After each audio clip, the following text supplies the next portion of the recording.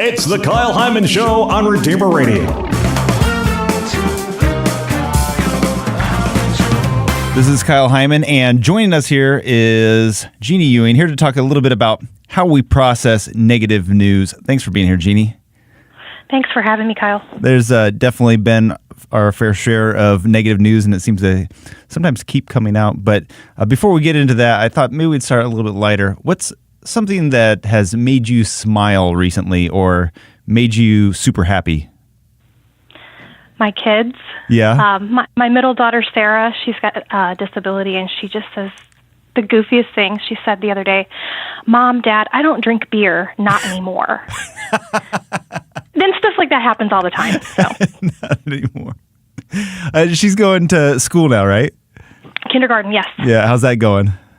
I think good. It's only the second week. So. Well, good. Well, whenever we're talking about the negative news that seems like sometimes we're just constantly being bombarded by, why does this affect our emotions? Even if it doesn't directly apply to us or it isn't something that we've experienced ourselves, why do you think it affects us? Because it's pervasive. I mean, we can't really walk out of our house, even staying in our house. We can't really escape it. You know, you get on social media, you get on the internet, you turn on the TV, you might even be just going to the grocery store. And it seems like there's just this spirit of anger and negativity that's just very prevalent everywhere. So I think that's part of the reason why some of us who are highly sensitive people pick up on very little nuances of people's negativity, but then most of us just know that there's just a lot of heavy stuff going on. We just can feel it, we can sense it, we can see it in people's faces and their body language.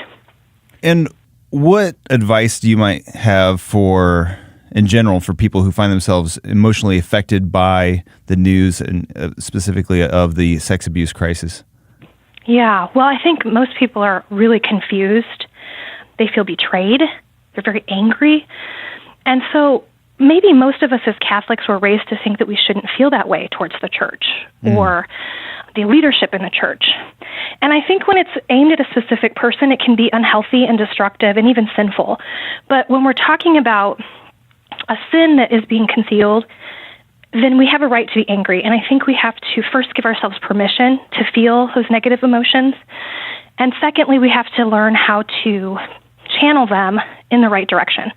So I was talking about this the other day, and we were talking about how it's really important, A, to stay close to the sacraments, and B, to have at least one person that you can trust and confide in. For some of us, that's a spouse. For another one of us, it might be a counselor or it might be a spiritual director, but at least somebody that we can really vent to without going around and just spreading the negativity, spreading gossip, or even the vitriol that comes out in hatred. Yeah. That's not effective and it's not helpful. Yeah, what about even consuming it? I think sometimes we can just almost obsess with gathering information that is just negative upon negative. And yes, we don't want to ignore the truth, but is there a danger in maybe becoming obsessed with the news that's coming out? Absolutely. That's another thing I was reading about when I was writing this article on gossiping. And one thing that St. Thomas Aquinas had written on the topic was we really should be careful to avoid curiosity. So he said curiosity is when we want to know everything, even if it's not our business. And so I think sometimes if we want to know all the juicy details about what's going on, whatever that may be, in this case, the abuse crisis, do we really need to know all of it? Is it necessary? It's not. So it can really affect us when we're constantly feeding our minds with sick, disturbing, disgusting images or thoughts. Again, it's not helpful for us individually as well as collectively as a society to do that on a regular basis. So what would be some activities or prayers that you might recommend that we substitute maybe for consuming the news? You know, truthfully, Kyle, I think the daily readings for Mass this week have been really spot on. Yeah. I know for me, when I get kind of caught up in these conversations, I've been talking with some of my friends who are priests about this, and I've had some really, really, I would say, vulnerable, very transparent conversations with them. It's very helpful for me to process. But sometimes I get really overwhelmed and I feel very burdened and really sad by what's going on. I feel like I can't do anything about it. And I turn it to my Magnificat. And it's just so refreshing to be reminded of the words of God, whether it's the Old Testament or the New Testament, and his promises for us. And that, when he was talking, I think it was in Ezekiel, about the shepherds not leading the flock. And I promise you, I swear to you, I will cleanse the church. I mean, it's so comforting and consoling to be reminded that God is sovereign, that he doesn't change, no matter what goes on around us, no matter how we change or the church might change. And so that's, I think, where we need to be rooted is in Scripture.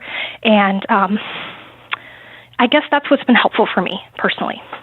Yeah, whenever you talk about speaking with a priest or having somebody that you can talk to, are you talking about doing this instead of just venting on social media or just venting to people that you run into? And what might be the dangers of doing that instead? Yeah, that's part of it.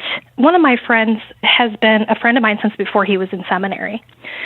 And so it's helpful for me to kind of understand from a priest's perspective who's been through seminary and who has experienced what it's like to be, an ordained clergyman.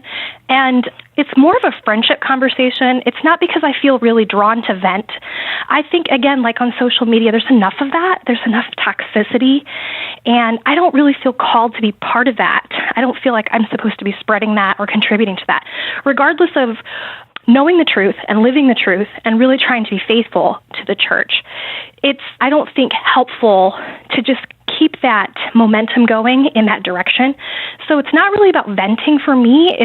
It's mostly about just turning to somebody that I know understands and that I know will be honest with me and that I can whom I can trust. We're talking with Jeannie Ewing about processing some of the negative news.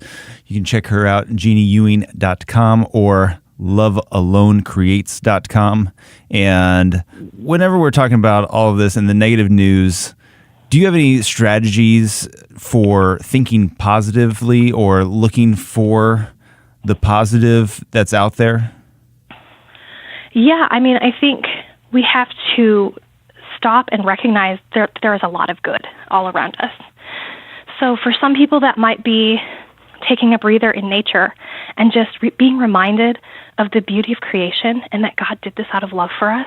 I mean, it sounds kind of oversimplified, but it really can be very powerful.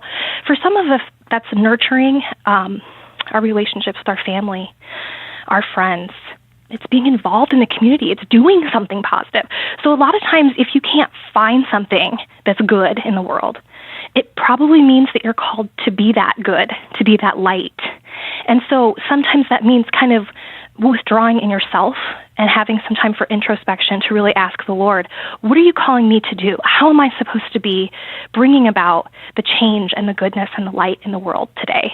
And so sometimes I think, at least for me, that really can draw me out of feeling really depressed and discouraged from what's going on around me, is if I'm doing something positive, I'm doing something to help my neighbor or to help my community or my church in some way. You've written about grief in some of your books, specifically From Grief to Grace. And I imagine there's some people that are so hurt by this that they might actually need some help in processing their emotions or wounds. And how do we know when it has gotten to that level, or what suggestions of warning signs might you be able to point somebody in the direction of, like, okay, now it's time, if you're in this situation, you might actually need to talk to somebody to get some help? Yeah, absolutely. Well, I mean, there's the wound of actually being a victim of the crisis. Sure. That obviously requires a lot of intense psychotherapy because there's a lot of trust issues, I'm sure, with that and brokenness there. But, we're all broken by this. And so when it gets to a point where we're, like you said earlier, Kyle, we're obsessing over it, and it's affecting how we operate every single day. We can't get out of bed. We can't focus at work. We're not present to our spouse and our children. Then that's one of the red flags that maybe this grief is something that we're not processing deeply or maybe not effectively. Maybe we don't really even recognize what it is. So, grief can come in so many different layers and so many different times. This crisis maybe it's a trigger for some people. Maybe they were abused by, a stepfather or an older sibling or something when they were kids. even if it wasn't at the hands of clergy. Right. So it can be a trigger for something that they never really dealt with, maybe decades ago. Mm-hmm. So I think when you acknowledge that it's really affecting your thoughts in a way that you're ruminating, you're feeling very burdened and depressed, it's important to go seek help, seek counseling. And what would you recommend, maybe out of your books or maybe something else that you are familiar with or read? Any suggestions on something that people should do or websites to check out for more help or more information on this? So on my website, JeannieEwing.com, I have a page for grief resources. And these are websites and books that I've actually read or checked out myself and would recommend for people. And that's for different experiences. So it could be divorce or suicide or abortion, things like that. In my book, From Grief to Grace, there is a chapter where I list 6 spiritual principles that really helped me personally move through my own grief. And so I think that might be helpful for somebody who's ready to go to that deeper level and really work through their pain and their brokenness. All right. Well, again, you can check that out at JeannieEwing.com. You also have a new book that you're working on. Can you tease that a little bit? I have a couple of them, but I think the one you're talking about is called For Those Who Grieve. It's a short devotional coming out with our Sunday Visitor. And that is really, I think, is going to be a really helpful book for those who are really in the throes of grief, like it's really raw and new for them, because it's short and it's something they can digest in small pieces. So I'm not exactly sure the release date, but we're working on that right now. All right. Well, whenever that's available, we want to make sure to have you back on here so we can talk about it. So Great. And let people know where they can get it. So until then, check out JeannieEwing.com. Again, there's grief resources there, as well as you can check out her books that are available there, including From Grief to Grace and many others. But thank you so much, Jeannie Ewing, for joining us today. I appreciate it. Thanks for having me, Kyle.